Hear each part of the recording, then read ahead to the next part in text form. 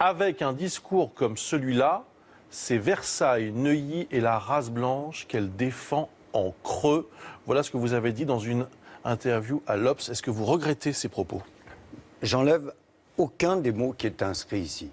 Et depuis hier, j'ai la preuve de ce que peut représenter cette défense en creux. Vous savez, c'est défendre une thèse sans jamais prononcer un mot qui correspond à cette thèse. Regardez, je vais vous donner un exemple et celui-là, il m'a beaucoup blessé. La candidate de M. Sarkozy fait un meeting où elle dénonce le système clientéliste de Barcelone. Et l'idiot, le maire de Juvisy, dit qu'il faut en finir avec cet élu mafieux. Regardez ce que donne, vous imaginez la violence que ça représente. Je suis président de l'Assemblée nationale et 50 ans, plus de 50 ans après mon arrivée en France, on me reproche de ne pas être né en France et d'avoir un père italien.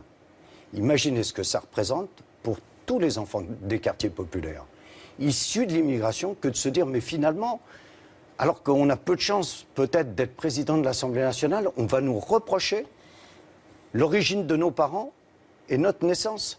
Je vais vous prendre un autre exemple. Depuis des mois, Christiane Taubira est secouée, y compris au sein de l'Assemblée nationale, où l'on entend, y compris des murmures d'animaux, quelquefois. L'idiot. À l'Assemblée nationale, on entend des murmures d'animaux. Bien sûr. Pour Christiane Taubira. Bien sûr. Bien sûr, on entend des cris où l'on se rend compte que c'est pas simplement... Dans l'hémicycle. Quand elle prend la parole, chacun se rend compte dans le brouhaha que ce n'est pas simplement la garde des Sceaux, ministre de la Justice. Et voyez, pourquoi je dis cela? Là-dessus aussi en creux, il y a un rejet de Taubira. Et l'idiot, un élu de Clichy-la-Garenne, met un message hier. Christiane Taubira, participant au meeting de Claude Barthelone, c'est la preuve qu'il faut voter Pécresse, parce que dans Île-de-France, il y a France. Et je vais vous prendre le troisième exemple. C'est pas Valérie Pécresse, pardon de vous couper, mais... Non, mais c'est ce que je vous dis, c'est la défense d'un certain nombre d'idées en creux. C'est-à-dire que, vous savez, c'est comme dans la classe, il y a ceux qui montent le coup et il y a le plus stupide qui se fait prendre. Et attendez, je voudrais terminer. Le troisième exemple qui me fait peut-être le plus mal.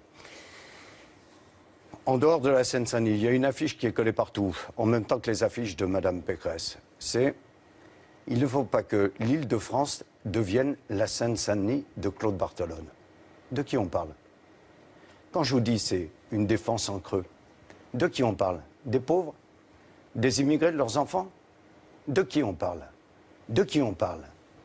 Et voyez, c'est ça qui me paraît terrible. C'est qu'à un moment où il y a un besoin absolu de rassembler, on jette l'opprobre sur 1,5 million d'habitants. Bien entendu qu'on a des difficultés en Seine-Saint-Denis, mais on a des réussites exceptionnelles. Et je vais vous dire une chose, pour moi, ce n'est pas une surprise.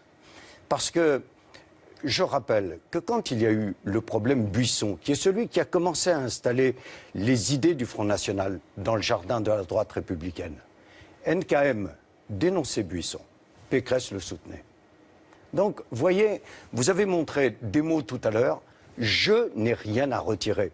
Ce sentiment-là qu'il y a un certain nombre de responsables politiques à droite qui pourraient aller faire les poches à l'extrême droite pour plumer la volaille Front National par certains côtés, eh bien, distille un certain nombre d'idées, de mots qui, pour un certain nombre d'esprits faibles, finissent par des débordements comme ceux que je viens d'évoquer, eh bien, il y a une responsabilité. Vous imaginez en finir avec un élu mafieux?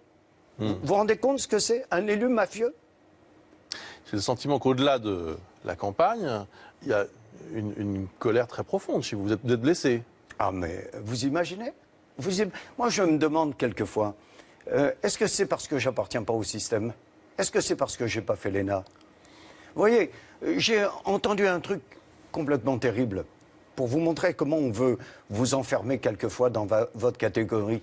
Dans son meeting, elle a dit il connaît des riches. Mais bien entendu, et heureusement, je connais du prolo jusqu'à celui qui peut avoir réussi dans la vie.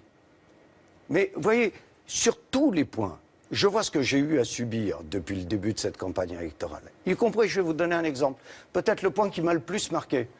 J'ai un frère qui est, lui, un chef d'entreprise qui réussit. Restaurateur. Restaurateur.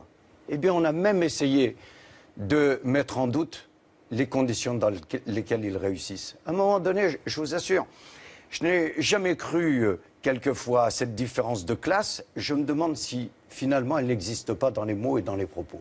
Alors, et Claude, je le dis attendez. aux habitants des quartiers populaires, Claude Barthelon. à un moment donné, pour en finir avec ce genre de mots, de comportement, d'insultes, d'arrogance, il faut qu'ils aillent voter.